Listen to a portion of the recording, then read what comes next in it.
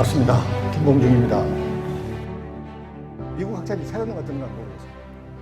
이게 자세히 보면요, 앞으로 돌리기는 그렇고, 그 어디에도 The United States of America가 안 나와요. 깜짝 놀랐어요. 미 합중국이 안 나와요. 북군 병사도 안 나와요. 남부연합 더더이 안 나오고 남부병사 안 나옵니다. 대부분 3인칭을 썼어요. 자유에 잉태된 그 나라, 그 대의에 헌신한, 그 다음에 목숨을 잃은 그분들, 전부 그런 것입니다. 그분들을 기념하기 위해서, 그래서 그분들을 통해서 새로운 자유를 부활하기 위해서 이게 중요하다, 이렇게 얘기한 게 링컨의 메시지예요. 사실 링컨은 government of the people, by the people, for the people이 그렇게 중요하지는 않았다고 생각해요.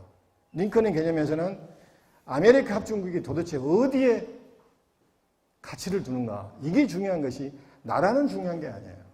이게 참 놀라운 일입니다. 놀라운 일이에요. 그래서 에버라트 총장이 나중에 링컨에게 편지를 보내요.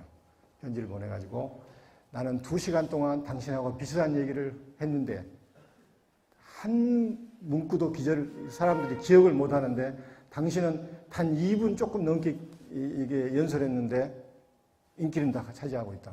근데 그건 사실 거짓말이고요.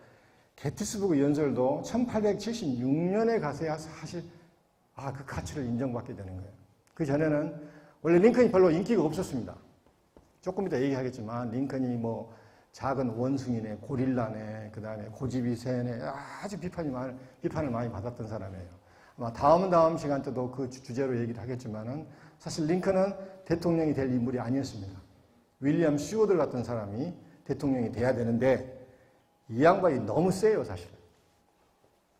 당내에서 너무 세기 때문에 반대파가 많아가지고 사실 링컨이 대통령 후보로 주워 먹어서 대통령이 된 거예요.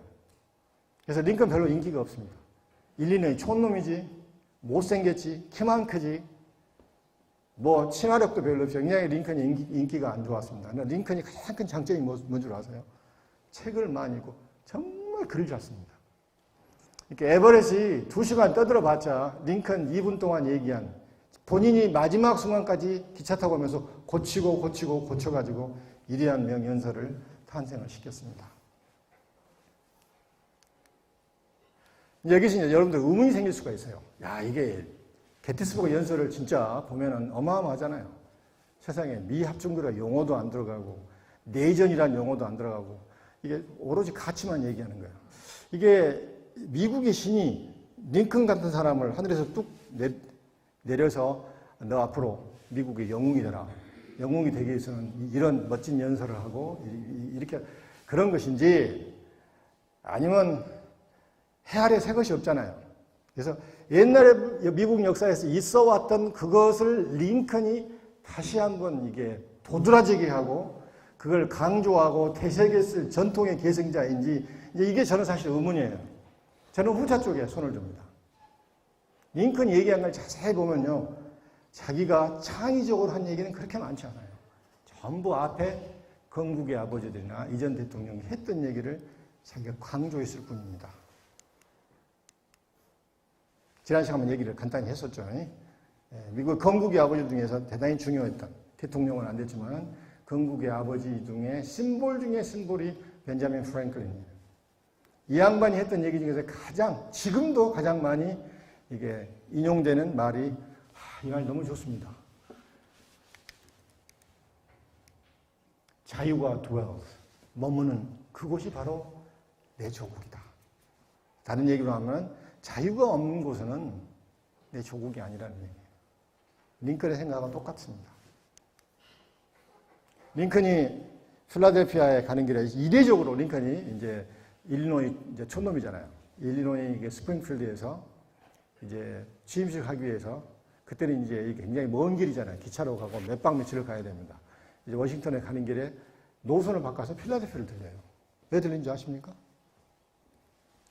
건국의 아버지들이 필라델피아에서 독립선언문을 발표했던 장소가 필라델피아입니다. 그리고 건국의 아버지들이, 파운딩 파더스들이 미국의 고통 속에서 헌법을 잉태한 곳이 필라델피아입니다. 특히 인디펜던트 홀, 독립관에서.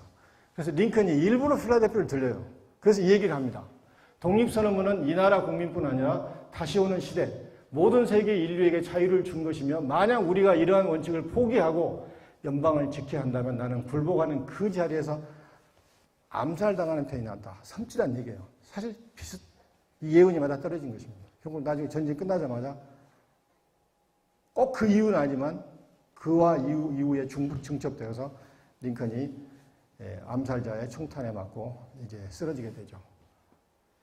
그래서 링컨은 독립선언문의 정신을 다시 한번 다가오는 내전을 앞두고 한번 상기하자는 거예요. 제퍼슨이 썼잖아요. 독립선언서의 핵심 키워드가 뭔 줄 아시죠? Life, Liberty, Pursuit of Happiness. 생명, 자유, 행복의 추구입니다. 근데 사실요, 행복과 마지막에 행복의 추구와 생명은 제가 볼 때는 그냥 이게 리버티만 얘기하면 좀 그러니까 그냥 붙여놓으시고 핵심은 리버티예요. 그래서 제퍼슨에게는 대단히 리버티가 중요했던 것 같아요. 자, 1826년 7월 4일. 7월 4일이 먼저 미국 독립기념일이죠. 제퍼슨이 미국 독립기념을 50주년에 바로 그날 죽습니다. 그 일화 보면 눈물 나요, 사실은. 7월 3일 오후부터 계속 이게 병상에 있는 제퍼슨이 Fourth of July냐? 그러면 하냐가 아닙니다. 아직 안 됐습니다. 계속 몇 번 물어봐요. 그러다가 마지막에 이제 새벽이 돼서 미국 독립기념일 Fourth of July 그날이 그날이냐? 그러니까 하냐가 그렇다고 그 얘기를 듣고 죽습니다. 그래서 독립선언서를 만들었던 제퍼슨에게는 대단히 의미 깊은 날이 미국의 Fourth of July 독립기념일이었던 것 같아요. 그날 죽습니다. 50주년 기념 그날에. 근데 제퍼슨이 죽기 전에요. 그 묘비에 이렇게 써주라고 적어줍니다. 병상 있기 전에 내가 이제 언젠가는 죽을 텐데 내가 죽으면은 묘비에 이걸 적어주라 적어주는데 이거 그대로 이제 묘비에 적혀 있습니다. 첫 번째가 뭔지 아세요? 여기 토마스 제퍼슨이 묻혔노라. 첫 번째가 Author of the Declaration of American Independence. 미국 독립선언서의 저자이며 두 번째가 뭔지 압니까? Statue of Virginia for Religious Freedom. 제퍼슨은 리버티 중에 핵심을 종교의 자유로 생각했습니다. 벤자민 프랭클린은 Freedom of Speech, 표현의 자유고.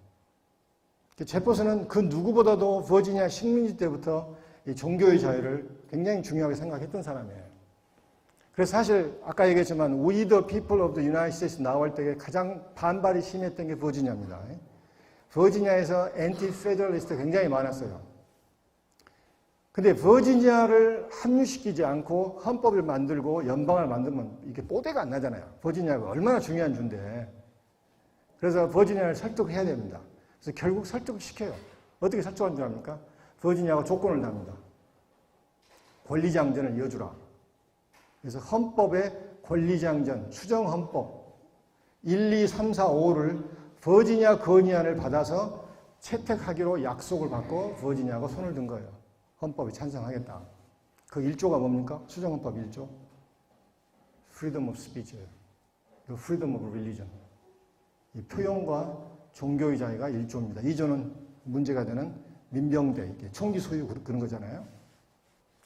세 번째가 뭔 줄 압니까? 유니버시티 오브 버지니아, 버지니아 대학의 창시자.